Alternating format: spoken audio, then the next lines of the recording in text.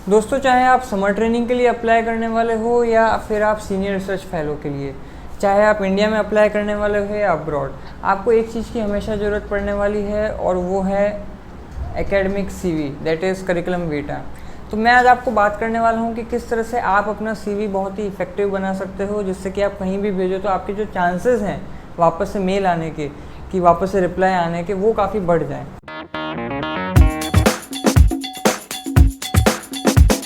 आप किसी को भी अगर अपन अपना सीवी भेज रहे हैं तो वो बेसिकली हमें रिप्रेजेंट कर रहा है, और अगर हम किसी को रिप्रेजेंट करना चाह रहे हैं अपनी पर्सनैलिटी के बारे में, तो it should be the best, right. तो वो कैसे होगा कि अगर वो हमने अगर कुछ भी भेजा है तो वो दिखने में सच में उतना अच्छा हो। तो मैं कुछ बात करूँगा कि कैसे, अगर आपने कुछ बनाया है, जो सीवी बनाया है, तो वो ऐसे नहीं लगना चाहिए कि आपने बिल्कुल उसे एक रात बैठ के ही बना दिया है। मतलब it shouldn't look a casual effort to your CV, because it's your own CV. अगर आप ही एफर्ट नहीं डालेंगे तो कौन करेगा, है ना। तो आपको ये ध्यान रखना है कि वो ऐसे कैजुअली ना हो, उसके अंदर ऐसे ना हो कि वो फॉर्मेटिंग का बहुत एरर है कि लेफ्ट अलाइन है, राइट। इसके अलावा ऐसे भी नहीं होना चाहिए कि भाई आपने जैसे ही सीवी खोला और वो मान लो है तो 2 पेज लंबा, लेकिन उसके अंदर कोई वॉल्यूम ही नहीं है। इट इज़ सिंपली लाइक कि भाई आपने जैसे चिप्स का पैकेट खोला और 70% उसमें हवा ही निकली, तो आपका मूड ख़राब होता है कि नहीं, बस। तो वैसे ही आपको समझना है।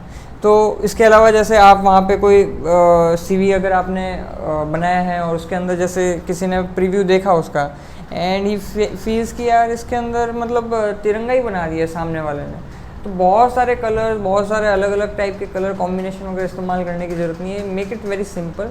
आप इसको 2 से 3 कलर से ज़्यादा इसे अप्लाई मत कीजिए, और उसके अंदर वो जो है वो काफ़ी प्रोफेशनल भी लगेगा। इसके अलावा जैसे वहाँ पे आपने जैसे कोई सीवी है, अगर कोई भी सीवी अपने को मिलता है, अगर उसके अंदर ऑलरेडी की पॉइंट्स हैं, तो हम फटाफट उसको स्क्रीन कर सकते हैं कि इस बंदे ने जो है जो भी भेजा है इसके अंदर ये क्या क्या बताना चाह रहा है और मेरे काम का क्या है, तो वो फटाफट देख सकता है, तो उसका टाइम बचता है बेसिकली। अच्छा, उसके अंदर भी अगर आपने सोचो की पॉइंट्स के अंदर भी प्रॉपर बुलेट पॉइंट्स बना रखे हैं कि भाई आपको इतना पढ़ने की ज़रूरत नहीं है, मैं आपको बता रहा हूँ क्या आपको पढ़ना चाहिए, ये मेन अचीवमेंट है या ये मेन चीज़ें हैं जो आप देख लीजिए, और इससे आपको पता चल जाएगा। फिर भी इंटरेस्ट हो तो पूरा पढ़ो। तो आपने ये कर रखा है, तब भी सामने वाले का टाइम बचा और सामने वाले के लिए ईजी रहा, तो ऑब्वियसली वो आपका ज़्यादा से ज़्यादा पढ़ने की कोशिश करेगा। तो ये बहुत सी कॉमन सी चीज़ें हैं जो कि हमें एक सीवी बनाते वक्त ध्यान रखना है। लेकिन ये तो हुई पैकेजिंग की बात कि एक्चुअल में जब वो प्रीव्यू में हो तो कैसा दिखे। अब बात करते हैं एक्चुअल प्रोडक्ट की, कि जब एक्चुअल में वो खोल के देखे और जब वो पढ़ना समझना चाहे तो उसके अंदर किस तरह से वो प्रॉपर्ली स्ट्रक्चर्ड हो कि वो डिस्कनेक्ट ना हो जाए। ऐसा ना लगे कि यार ये तो बिल्कुल मेरे काम का ही नहीं था और इसने ज़बरदस्ती घुसेड़ दिया इसमें। तो वो उसके लिए जो सबसे सिंपल सा फंडा ये है कि जो सबसे उसके रिलेवेंस का है वो सबसे ऊपर रखना है, और जो उसके लीस्ट रिलेवेंस का है वो सबसे नीचे रखना है। तो स्टार्ट करता हूँ अगर, तो सबसे पहले आप देख सकते हैं कि ऊपर जो है वो मेरा अपना नाम है, और इसके अलावा बेसिक इन्फॉर्मेशन है और मेरा लोगो, और मैंने अपनी फ़ोटो डाल रखी है। तो जो आपका जो नंबर है, जो ईमेल आईडी है, वो एकदम क्लियरली स्टेट होना चाहिए, वो दिख जाना चाहिए उसे, मतलब अगर वापस वो रिप्लाई करना चाहे तो उसे प्रॉब्लम ना हो। तो वो सबसे ऊपर रहे तो ठीक है, वहीं पे जो है it's very easy and very standard way of doing the things. लेकिन जस्ट उसके बाद में ना हो, because it's an academic CV, तो ऑब्वियसली जो अब बात आ जानी चाहिए कि आपने बेसिकली क्या क्या आपके पास डिग्रीज़ हैं। तो डिग्रीज़ हैं तो ऑब्वियसली वो कहीं न कहीं से आपने इंस्टीट्यूट से ली है, कहीं यूनिवर्सिटी से ली है, तो आपको वो स्टेट करना चाहिए विद द ईयर कि भाई आपने क्या क्या डिग्रीज ली हैं और उनके क्या आपका अचीवमेंट रहा है, कितना आपका स्कोर रहा है। तो वो सब आपने जो है प्रॉपर्ली मेंशन कर दिया है। इसके बाद में जो है, ये तो हुआ सिर्फ डिग्रीज़, लेकिन ये डिग्री लेते हुए आपने हो सकता है कहीं पे प्रोजेक्ट के लिए अप्लाई किया होगा। अगर आप मान लीजिए पीएचडी कर चुके हो तो पीएचडी प्रोजेक्ट रहे होंगे, आप पीएचडी करने वाले हो तो आपके पास कुछ मास्टर्स के, कुछ समर ट्रेनिंग के, कुछ वो प्रोजेक्ट्स रहे होंगे, कुछ विंटर ट्रेनिंग के प्रोजेक्ट रहे होंगे, कुछ हो सकता है कॉलेज के अंदर ही, इंस्टीट्यूट के अंदर ही आपके कुछ प्रोजेक्ट करवाए होंगे। तो ये सब चीज़ें आपकी होंगी। तो बेसिकली आपको क्या करना है कि उन प्रोजेक्ट्स की एक अपने पहले से आप लिस्ट बना लीजिए कि मैंने ये प्रोजेक्ट्स किए हैं। अगर उनके प्रोजेक्ट्स में कुछ ऐसा है कि वो कोई लॉन्ग टर्म प्रोजेक्ट है, मान लीजिए कोई 1 साल का प्रोजेक्ट है और कोई 2 महीने का प्रोजेक्ट है, तो आप कैटेगराइज कर सकते हैं कि long term projects and short term projects, right. तो लॉन्ग टर्म प्रोजेक्ट्स के अंदर आपने और शॉर्ट टर्म प्रोजेक्ट्स के अंदर उनको सेगमेंटेशन कर दिया। अब जो प्रोजेक्ट के बारे में लिख रहे हैं, तो प्रोजेक्ट का टाइटल जैसा कि आप देख सकते हैं मैंने प्रोजेक्ट का टाइटल लिख रखा है सुपरवाइज़र का नाम, उनका अफिलिएशन कहाँ से है, और उस प्रोजेक्ट के बारे में जो है क्या ऑब्जेक्टिव्स थे काम करने के। क्योंकि मोस्ट ऑफ द टाइम क्या होता है कि साइंटिस्ट जिनको आप भेज रहे हो वो आपकी फील्ड का नहीं है, वो उस फील्ड का नहीं है जिसके बारे में आपने प्रोजेक्ट बता रखा है, तो उसको हो सकता है इतना समझ में ना आए। तो आपने ऑब्जेक्टिव बता दिए तो एक उसे ब्रीफ मिल जाएगी कि बेसिकली आपने क्या काम किया होगा, तो he can get an idea out of it, right. तो वो सब आपने जो है बता दिए। प्लस अगेन जो मैंने पहले भी बोला है कि आपको जो उनकी इम्पोर्टेंस वाली चीज़ है वो उनको सामने परोस देनी है, तो उसके लिए अपन ने उनको मतलब मेन बुलेट पॉइंट के अंदर बता दिया। बाकी और पढ़ना चाहे तो सामने वाला पढ़ने को फ्री है, अगर बहुत टाइम है उनके पास तो, ठीक है ना। अच्छा, समर इंटर्नशिप और इन सब चीज़ों के अलावा मान लो आपने कहीं इंडस्ट्रियल लेवल पे, यानी अपार्ट फ्रॉम एकेडमिक्स, अगर आपको कोई एक्सपीरियंस है जहाँ पे आपने इंडस्ट्री में जाके काम किया है, यानी इंडस्ट्रियल एक्सपोजर है, तो उसको आप एक अलग से सेगमेंटेशन बना सकते हो। Don't make it a part of an academic project only, right, because वो एकेडमिक चीज़ नहीं है, वो इंडस्ट्रियल चीज़ है। तो वो भी आप बता सकते हैं कि हाँ ओके, आप मतलब दूसरी चीज़ों में भी इन्वॉल्व हैं and you are basically aware of what is going on in the market right now. तो मतलब you are updated basically. There are chances कि आप इन सब जब प्रोजेक्ट्स पे काम कर रहे थे तो हो सकता है आपका कहीं काम के कंट्रीब्यूशन की वजह से कुछ पब्लिकेशन आया हो, या आपने कुछ जो है मेथड डेवलप किया हो तो उसका आपने पेटेंट फाइल किया हो या फाइल किया हुआ पास हो चुका हो। तो वो अगर आपके पास चीज़ें हैं और वो अगर आप बताते हैं तो वो एक और अनदर लेवल ऑफ वैलिडेशन हो जाता है कि भाई आपने जो है मतलब बिल्कुल काम भी किया है और उसको बिल्कुल रिकग्नाइज भी हुआ है वो काम नेशनल इंटरनेशनल लेवल पे। तो वो आप पब्लिकेशन और पेटेंट की लिस्ट के अंदर आप जो है उन सब चीज़ों को स्टेट कर सकते हैं। उसके बाद में जो जैसे एक और बात आती है कि भाई आपकी बेसिकली अचीवमेंट क्या है, तो की एकेडमिक अचीवमेंट में आप जैसे डाल सकते हो कि आपने अगर कोई नेशनल लेवल के एग्ज़ाम क्वालिफाई किए हैं तो, है ना, या हो सकता है कि आपने कहीं बाहर क्वालिफाई किया हो फॉरेन के अंदर और वहाँ आप सेलेक्ट हो गए हो, लेकिन मान लो आप ना गए हो या कोई भी रीज़न रहा हो, तो आप उन सबको स्टेट कर सकते हैं कि भाई आप जिन्हें फील करते हो कि ये आपकी सबसे तवज्जो वाली चीज़ है, आप उसको जो है वो बताइए। Again it has to be in chronological order, एक फॉर्मेटिंग का वे कि भाई आप 2017 में क्या कर रहे थे, 16 में क्या, 16, 15, 14, 13, तो वो एक क्रोनोलॉजिकल ऑर्डर में होगा तो it would look good, right. उसको सामने वाले को जो है स्क्रीन करने में आसानी रहेगी। उसके बाद में जैसे आप कोई प्रोजेक्ट के ऊपर गए थे, वहाँ पे हो सकता है कि वो कहीं से फंडेड हो सकता है किसी पर्टिकुलर फंडिंग एजेंसी से हो, या प्राइवेटली या गवर्नमेंट फंडेड प्रोजेक्ट हो, उस पर आपने काम किया हो, उसमें आपको फंडिंग भी मिल रही हो, स्कॉलरशिप या फेलोशिप मिल रही हो, वो सब आप स्टेट कर सकते हैं कि भाई आपको जो है इस लेवल की यहाँ पे फेलोशिप मिल रही थी। जैसे मेरा एक फ्रेंड था, वो बाहर गया था फॉरेन में, तो उसको मैरी क्यूरी फेलोशिप मिली थी, तो वो भी उसने स्टेट किया था। तो इंटरनेशनल, नेशनल, जिस भी तरह की आपको फेलोशिप स्कॉलरशिप मिलती है आपको वो मेंशन करनी चाहिए बेहिचक। इससे सामने वाले को समझ में आता है कि आपके अंदर का कुछ जो पोटेंशियल था वो पहले से टेस्टेड है और पहले से लोगों ने देख रखा है, तो it would give a good impression on the people, right.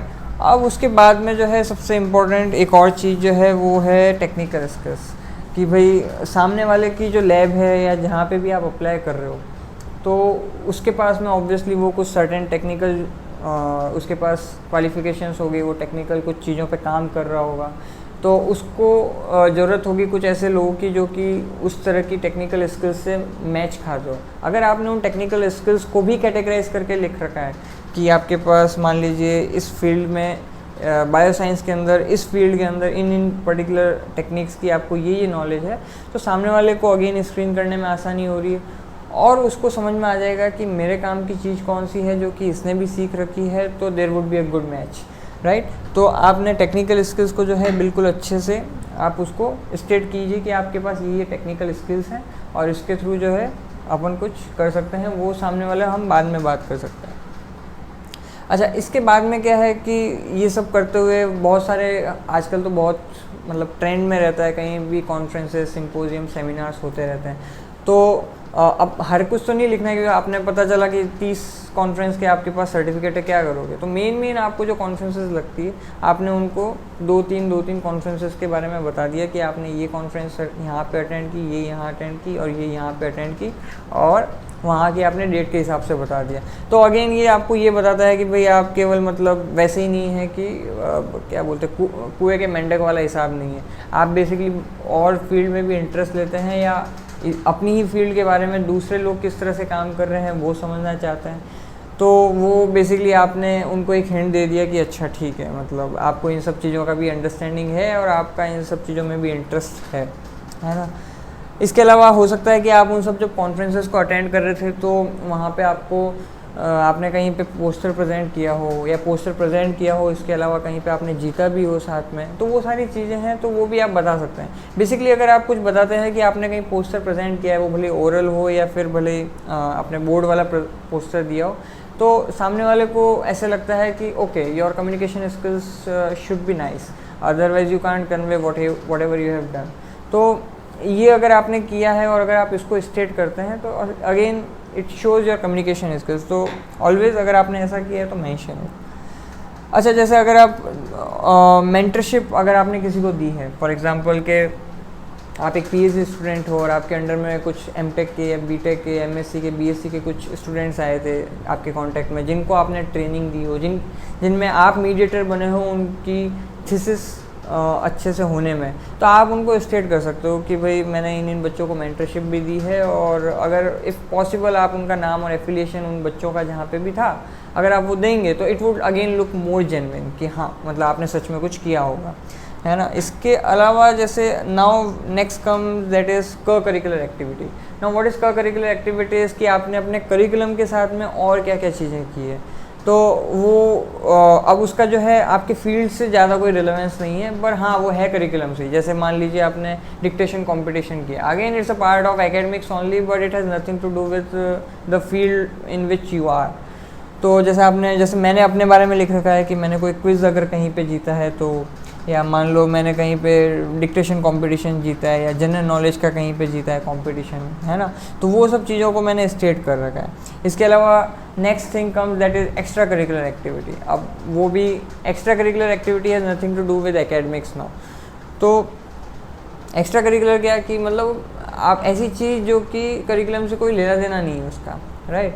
अब जैसे वो क्या हो सकती है, आपने मान लो आप बहुत अच्छे रेसर हो या बहुत अच्छे फुटबॉलर हो, क्रिकेटर हो, है ना, बहुत आपने कहीं पे एनसीसी किया हो या कोई सोशल सर्विस की हो, कहीं पे एनएसएस ज्वाइन कर रखा हो, ये सारी कुछ चीज़ें की हो, तो आप उसके अंदर स्टेट कर सकते हैं कि भाई this is the part of your extra curricular activities. तो बेसिकली क्या है कि आप curricular activity, extra curricular activity बताते हैं तो एक जो सामने वाला पर्सन होता है उसको ये भी लगता है कि मतलब ही इज़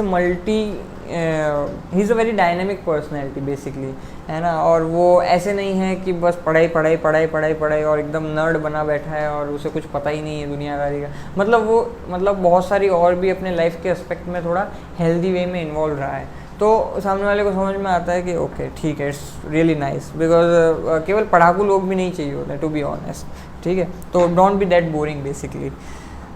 उसके बाद में जैसे और मैंने जैसे अपने लिए अपना ऐड कर रखा है position of responsibility. It's kind of कि आपने कहीं पे कुछ ऑर्गेनाइज किया हो या कहीं पे आप मैनेज किया हो आपने, या कहीं पे ऐसा हो सकता है कि सारी रेस्पॉन्सिबिलिटी आप पे थी और आपने कुछ फंडिंग कहीं पे जो है वो उसको जुटाया हो, बहुत सारी चीज़ें एफर्ट डालो, तो ये सारी जहाँ पे भी आपको रेस्पॉन्सिबिलिटी दी और आपने बहुत अच्छे से किया हो, आप उन सब चीज़ों को भी जो है बहुत अच्छे से बता सकते हैं। It again show your leadership skills. And final is that interest and avocation. वो इंटरेस्ट एंड एवोकेशन कुछ भी हो सकता है, जैसे मेरा सिंगिंग है ना, किसी का स्विमिंग हो सकता है, किसी का कुछ भी हो सकता है, ड्राइविंग हो सकता है, वॉट एवर इट इज़।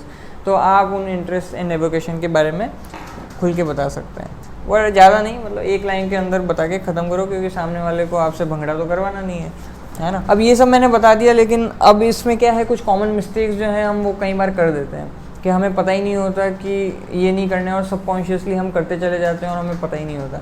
तो जैसे मान लीजिए आप कहीं पे, एंड इट्स वेरी लाइकली कि कहीं आप ट्रेनिंग पे गए होंगे, इंडस्ट्री ट्रेनिंग में या कहीं समर ट्रेनिंग पे गए, और वहाँ आपका एक्सपीरियंस अच्छा नहीं रहा, आपको लगा मान लो या तो वहाँ के लोग सही नहीं है या फिर इंफ्रास्ट्रक्चर सही नहीं है, तो don't write such things on your CV, because अगर आप आपको वो आपका कंप्लेनिंग एटीट्यूड बताता है, तो सामने वाले को लगेगा कि यार ये मेरे इधर आया तो 50 जगह ये भी बाद में जाके बताएगा यहाँ ये सही नहीं वो सही नहीं। तो इस तरह की चीज़ें ना करें, ना तो दूसरे के बारे में कुछ क्रिटिक लिखें, ना अपने आप को इतना हीन भावना से बताएं कि आप तो कुछ हैं ही नहीं, है ना। तो जितना आप हैं उतना आपको प्रॉपर्ली एस्टिमेट करके आप अपने आप को रिप्रेजेंट करें, राइट।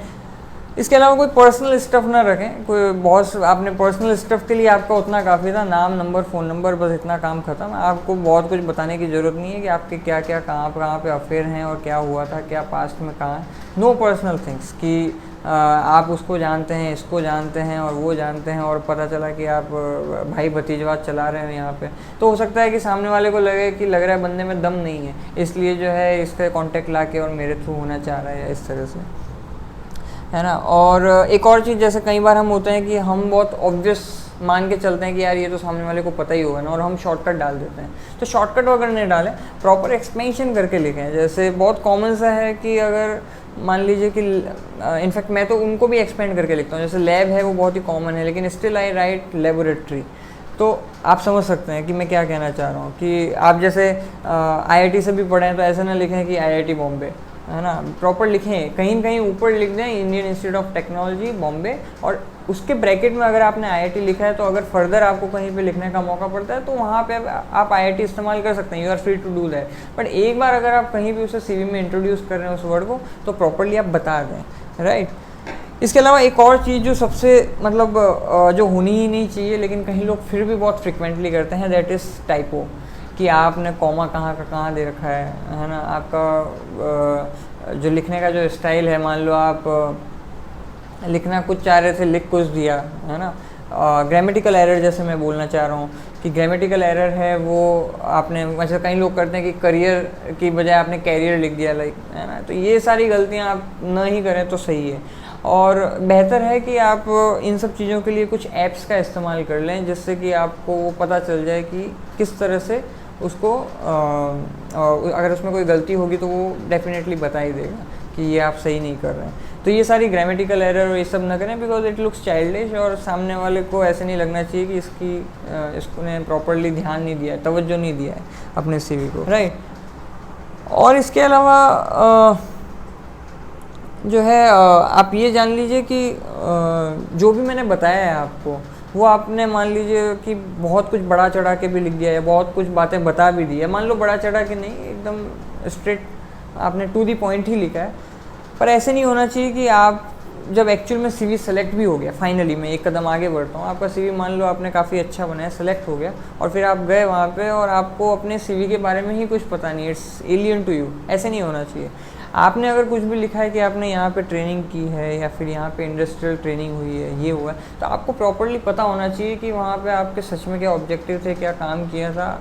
अगर आपको 2 क्वेश्चन पूछ भी ले कि भाई आपने ये किया था, क्या था, तो एटलीस्ट आपको ढंग से डिफेंड करना आना चाहिए। तो कोई भी चीज़ आपने कुछ भी लिखा हो, है ना, वो एक छोटी से छोटी चीज़ भी हो सकती है, तो उसकी पूरी जिम्मेवारी आपकी बनती है, क्योंकि वो आपका CV है। तो कहीं पे भी आपको हमेशा ध्यान रखना है कि आप उतना ही लिखें जितना आपको उसकी अंडरस्टैंडिंग है। अगर आप उससे ज़्यादा लिखते हैं तो दिक्कत है, कम लिखते हैं तो आप बेसिकली अपने आप को अंडर रिप्रेजेंट कर रहे हैं, तो ऐसा तो ना ही करें। आई होप मैंने इसके बारे में सारे इंपॉर्टेंट पॉइंट्स कवर कर दिए हूँ। फिर भी अगर आपको लगता है कि कुछ पॉइंट्स नहीं कवर हो पाए मेरी तरफ से, तो ज़रूर मुझे कमेंट सेक्शन में बताइए। एक अच्छा CV होना ये गारंटी नहीं करता कि बेसिकली आप जो है हर जगह सेलेक्ट ही हो जाएंगे, बट डेफिनेटली आपके chances of getting selection will be very high. I wish you all the best.